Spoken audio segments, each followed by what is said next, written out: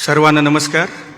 21 पादुकांच्या रूपानं या सभागृहात अवतरलेलं त्या 21 पादुकांचं, त्या गुरूंचं तेज, त्या गुरूंना, त्या संत परंपरेला सर्वप्रथम आधी वंदन करूया।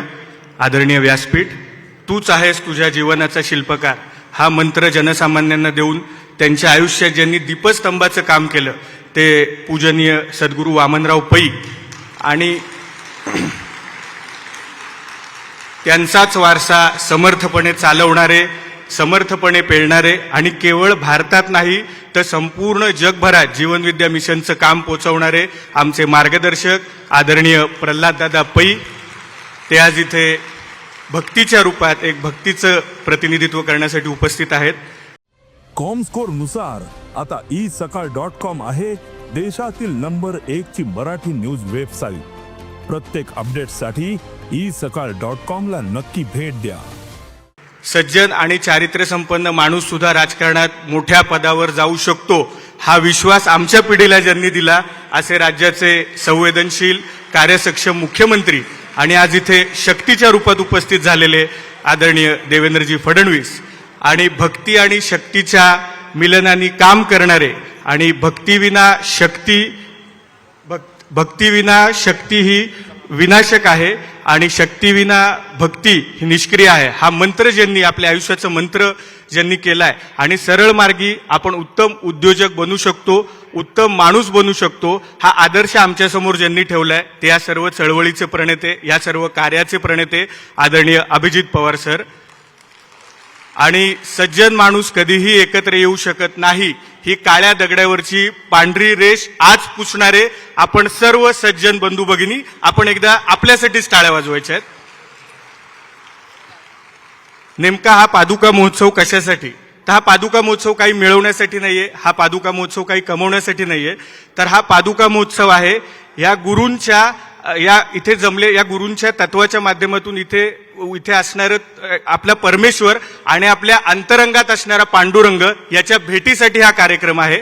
आपण गोरा कुंभारांची कथा सर्वांनी ऐकलेलीच आहे। पांडुरंग त्याच्या भेटीसाठी स्वतः पांडुरंग त्याच्या घरी जातो, तर मला वाटतं हा एक अद्भुत योग आहे। आपले गुरु, आपले संत आज आपल्याला दर्शन द्यायला, आपल्या अंतरंगातल्या पांडुरंगाला भेटायला आज इकडे उपस्थित आहेत। मला वाटतं याच्यासारखा देवेंद्रजी दुसरा योग कुठला असू शकत नाही।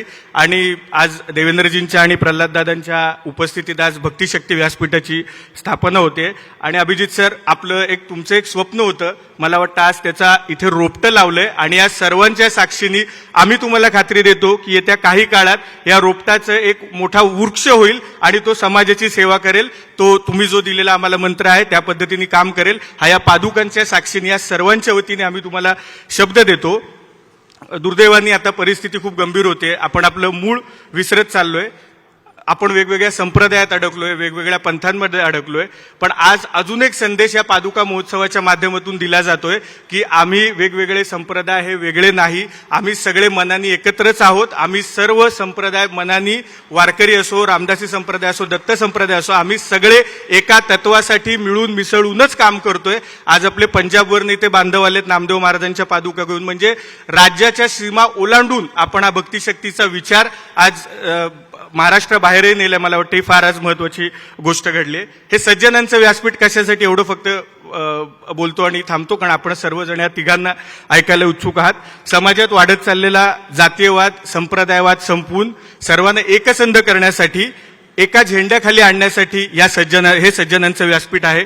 युवकांच्या कल्याणासाठी, महिलांच्या आत्मसन्मानासाठी आणि आपल्या संस्कृतीच्या रक्षणासाठी हे सज्जनांचं व्यासपीठ काम करेल। आणि अभिजितजी, मी मगाशी शब्द दिला, आपण सर्वांनी इथनं जाताना आपल्या गुरूंच्या समोर नतमस्तक होऊन एक शब्द द्यायचा आहे की आम्ही ह्या भक्तिशक्ती व्यासपीठासाठी नक्की इथून पुढे काम करू। आणि देवेंद्रजी, आज मला अटलजींच्या 2 ओळी आठवतात, मला वाटतं या सज्जनांच्या व्यासपीठासाठीच त्यांनी लिहिल्या असाव्या। अटलजी म्हणतात, कभी थे अकेले हुए आज इतने, नहीं तब डरे तो भला आप डरेंगे। कभी थे अकेले हुए आज इतने, नहीं तब डरे तो भला आप डरेंगे। विरोधों के सागर में चट्टान है हम, जो टकराएंगे मौत अपनी मरेंगे। लिया हाथ में ध्वज कभी न छूटेगा, तो ध्वज सत्कर्माचा, तो ध्वज संस्काराचा, तो ध्वज या भक्तिशक्ती व्यासपीठाचा। लिया हाथ में ध्वज कभी न छूटेगा, कदम बढ़ रहा है कभी न रुकेगा, कि सूरज के सम्मुख अंधेरा टिकेगा। निडर है सभी हम, अमर है सभी हम, निडर है सभी हम, अमर है सभी हम। धन्यवाद।